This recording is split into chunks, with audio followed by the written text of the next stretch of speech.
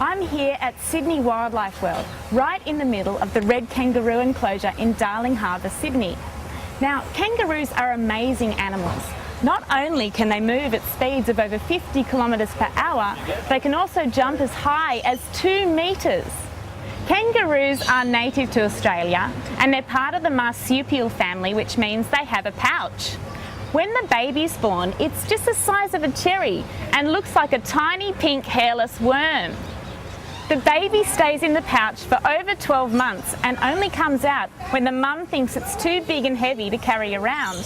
What an incredible animal! You'll seriously have to come and check it out. Welcome to Pet Emergency. Now, one of the things we commonly see in vet practice, particularly in young animals, is the ingestion of foreign bodies. That is, eating things that they shouldn't. This morning, Esso here swallowed a needle and thread. Let's take a look at the x-rays. Now you can see the needle there. It's sitting in the stomach and it's about 5 centimetres long. Needles can be really dangerous because they can damage the inside of the stomach. Thread can also be a problem because as it's going through the intestines can bunch up, leading to an obstruction. Luckily for Esso, she'll be just fine. We were able to take the needle and thread out using an endoscope. An endoscope is where we pass a tube with a camera on the end down into the stomach while she was under an anaesthetic. You're a good girl, Esso. Let's take you back to your mum. Here we go. Thank you so much. Stay healthy now. Hi, Esso. No more needles. So don't leave things lying around the house. Have you ever thought about owning a slightly more unusual pet?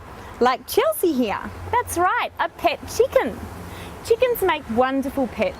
Not only will you have your very own source of free-range eggs, but they also eat almost anything such as kitchen scraps. So they're good for the environment. Now, you're probably thinking that you have to live on a farm to own a chicken. But that's not true. And today, I'm going to show you exactly where you can get your very own backyard chicken right in the middle of Sydney. So here we are at Rent-A-Chook, where Dave and his team put together these terrific backyard chicken coops. Let's take a look. So Dave, what type of chicken do you recommend for a backyard pet? Well, not this one. Well, actually, we are holding the two ones that I find make the best backyard pets.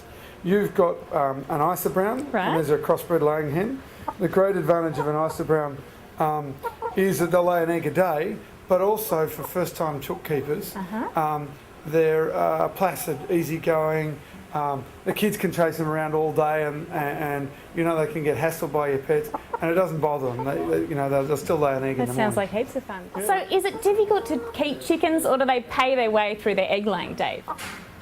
Well, let me tell you, they do make excellent pets, as you can see. Para chickens, and they do pay their way. Yeah, you'll get a fresh homegrown egg that can still be warm from the hen that laid it, at a price of about 1/3 of what you would pay for a free-range egg in the supermarket. Well, it definitely sounds like the way to go. Thanks so much for chatting with us today, Dave. No worries, thank you. Wow, well I hope you enjoyed the chickens, but next week we're going to check out what it's like to own your very own reptile when we look at the pygmy bearded dragon.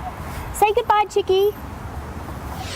Did you know that humans have been riding horses for over 6,000 years? That's right, horse riding is still extremely popular, but you really do need to know what you're doing. Before you ride, remember to remove excess dirt and loose hair from the area that the saddle sits, using a curry comb brush and a circular motion like this. Also, you need to clean out the excess mud from inside the hoof.